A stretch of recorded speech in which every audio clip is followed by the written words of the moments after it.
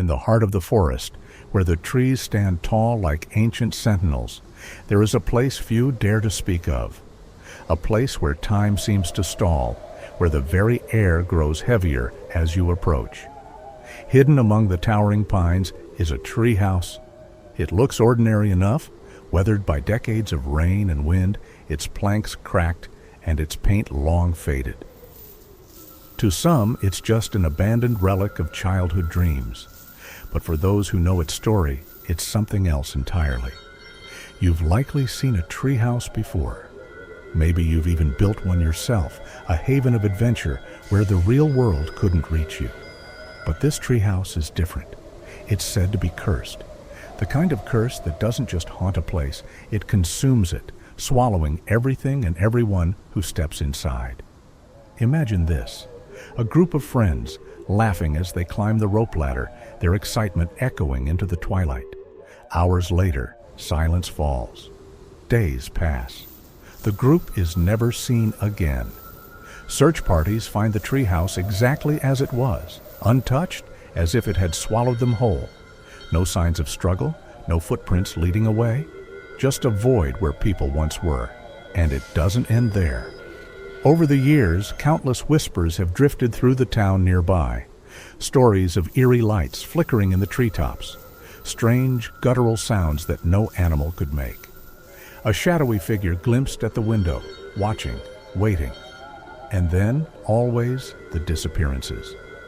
A father searching for his missing son who never came back. A thrill-seeker determined to prove the stories wrong, vanishing into the darkness. Even the rescue teams have stopped looking. They say the forest itself doesn't want to give them back. What would you do if you found yourself standing at the base of that treehouse? Would you climb the ladder knowing the risks? Or would you turn and run, never daring to look back? Tonight, we explore what happened to those who didn't run, those who faced the unspeakable and lost. Stay with us as we delve into the chilling mysteries of the cursed treehouse. From the accounts of survivors, if you can call them that, to the strange, unexplainable phenomena that science can't seem to touch, we'll uncover the haunting truths hidden in its shadows. But I'll warn you, some answers are better left unknown. This is the story of the treehouse that should have never been built. Pine Hollow Treehouse. Nestled deep within the woods of the Pacific Northwest, this forgotten structure has become the stuff of nightmares. To the casual hiker, it may appear as just another derelict piece of history, a weathered relic overtaken by moss and ivy. But to those who know its story, Pine Hollow is a place of fear, a place whispered about in the dead of night, a place you never approach, no matter how brave you think you are. Its story begins in 1903 when a man named Walter Grayson arrived in the area. Walter was a recluse, a man running from a tragic past. His wife and child had perished in a fire that consumed their home in a nearby town. Seeking solitude, he built himself a cabin in Pine Hollow, far away from prying eyes. But Walter's obsession with escaping the world didn't stop there. He began constructing a treehouse, a strange and elaborate structure that seemed far grander than a man like Walter would ever need. Locals called it eccentric. Others called it something darker, though they couldn't explain why.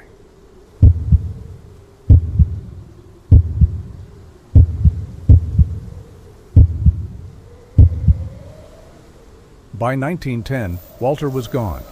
Official records are unclear about what happened to him, but his neighbors, those who dared live close enough to notice, began telling strange stories. They claimed to hear weeping coming from the treehouse late at night. Some said they saw a shadow moving between the branches, though no one ever saw Walter himself. And then, one winter, footprints were found leading up to the treehouse ladder, but never back down. For years, Pine Hollow sat abandoned, a silent giant surrounded by rumors. But the forest didn't forget. Stories continued to trickle in, each one more disturbing than the last. Children who wandered too close claimed to hear laughter, high-pitched, almost playful, but with something wrong about it. Campers swore they saw lights flickering in its windows when no one was around to light them. One man, a logger named Hank Bailey, even reported seeing eyes, bright, glowing, and unblinking, watching him from the branches as he worked.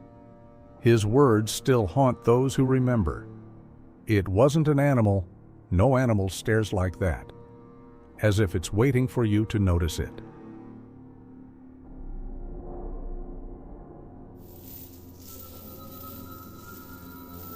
By the late 1980s, Pine Hollow had become a legend among local teenagers, a rite of passage for those seeking a thrill. They called it the Dare House.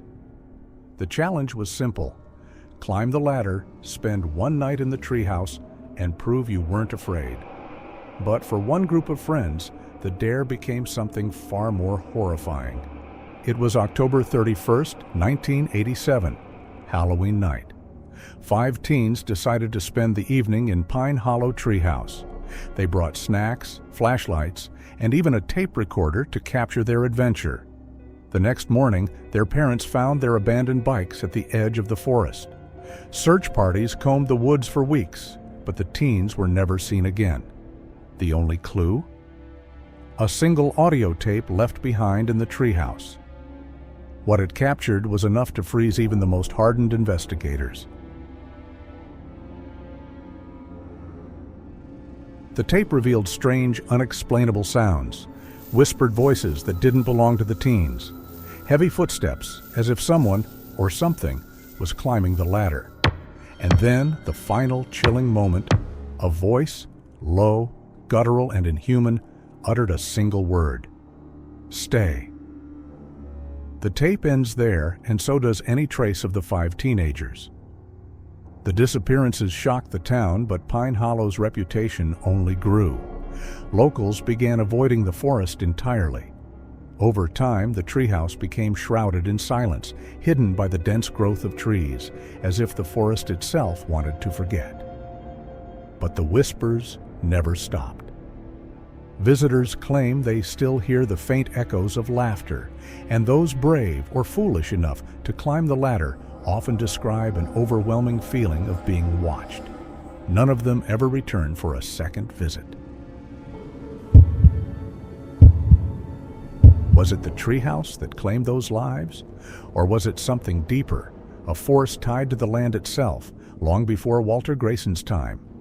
Whatever the truth may be, one thing is certain. Pine Hollow Treehouse stands as a reminder of the unknown, a place where curiosity and fear collide. Would you dare to step inside?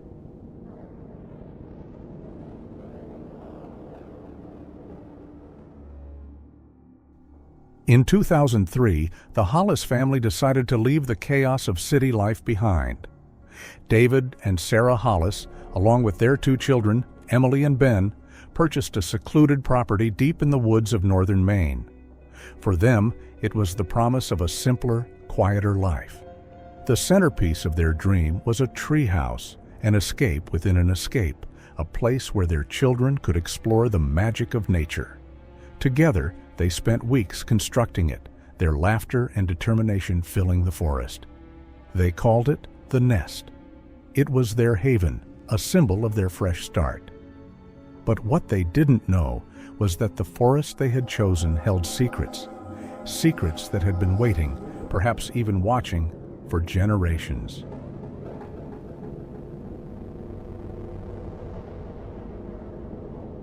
For the first few months, life was everything they had hoped for. The kids loved their new home, especially the nest. Emily painted its walls with colorful handprints, while Ben filled it with his favorite action figures and books. Even their dog, Max, seemed at ease, darting through the underbrush and barking at squirrels. It was, by all accounts, perfect. But then, little by little, strange things began to happen. It started subtly. Toys left in the treehouse would move overnight, their positions inexplicably rearranged. Ben's favorite truck would be on the opposite side of the room. Emily's art supplies, carefully placed in a tin box, were found scattered across the floor. At first, David and Sarah brushed it off as the kids being forgetful. But soon, even the kids began to feel uneasy. I remember walking in one morning and all my drawings were ripped off the walls. No one else had been up there. It didn't make sense. Max, their ever-loyal companion, refused to go near the nest. He would sit at the edge of the clearing, his ears flat and his eyes locked on the structure, a deep growl rumbling from his throat. No amount of coaxing could make him climb the ladder, and eventually, the family stopped trying.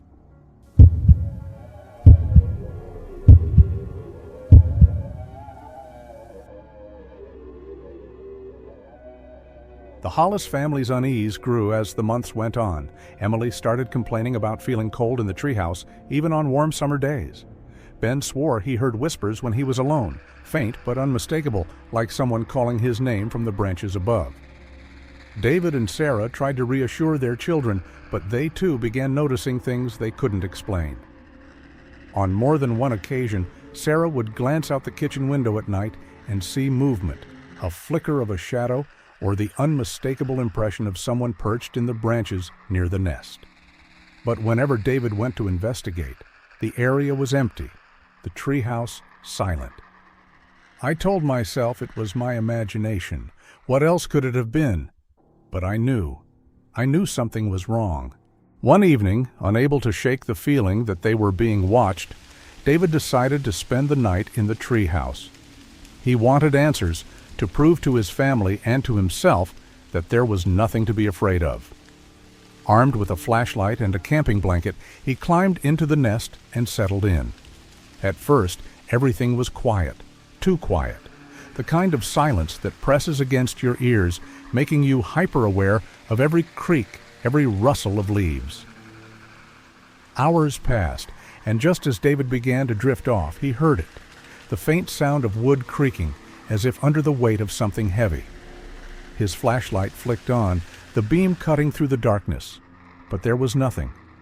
And then, from the corner of his eye, he saw it. A figure, hunched and unmoving, its shape blending with the shadows of the beams. David froze, his breath catching in his throat. Slowly, the figure's head turned, and though its features were obscured, David felt its gaze, piercing, unrelenting, and impossibly cold. He didn't wait to find out more. Gripping the flashlight tightly, he scrambled down the ladder and ran back to the house, slamming the door behind him. When he told Sarah what he had seen, she didn't question him. She had seen it too, many times before, but had been too afraid to admit it.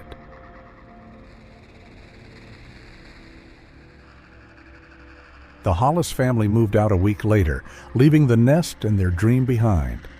They never returned to the property.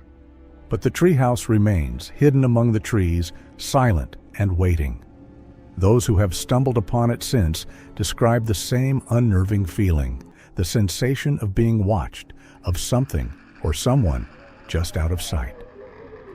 Would you climb into that treehouse knowing what the Hollis family experienced? Would you dare spend the night? Or would you, like so many before, turn and run, leaving the forest and its secrets behind? By now, you might be wondering, how much of what you've seen and heard is real? How many of these stories are simply urban legends, passed down and twisted over time? But here's the thing, legends often start with a grain of truth. And the secrets of these tree houses, well, they have a way of leaving marks. Let's take a moment to go back to Pine Hollow. You may have noticed something unusual in the footage. Did you see it? In the window of the treehouse, just as the camera panned across. A shadow? A trick of the light? Or something else entirely?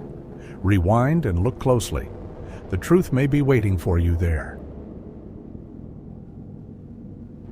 Now think about the Hollis family story. The nest, their so-called dream retreat, turned into a living nightmare. The whispers, the cold air, the figure in the corner. It's the kind of thing that haunts you long after you've left. But here's the question. Do you think their story was real? Or could it be that their fears, their isolation, led them to imagine something that wasn't really there? And if you've been paying attention, which story do you find more terrifying so far? Pine Hollow, with its long history of unexplained disappearances, Or The Nest, where a family was driven out by something they couldn't explain?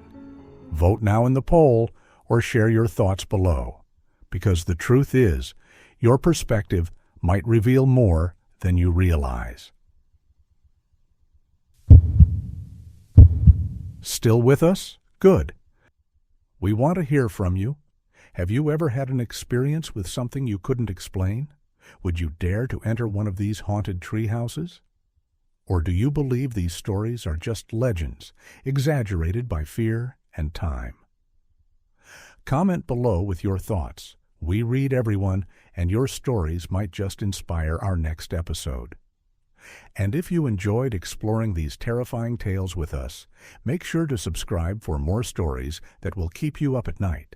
Click the bell icon so you never miss a new upload, and don't forget to check out our related video, Haunted Playgrounds, where childhood ends and nightmares begin. It's waiting for you right now.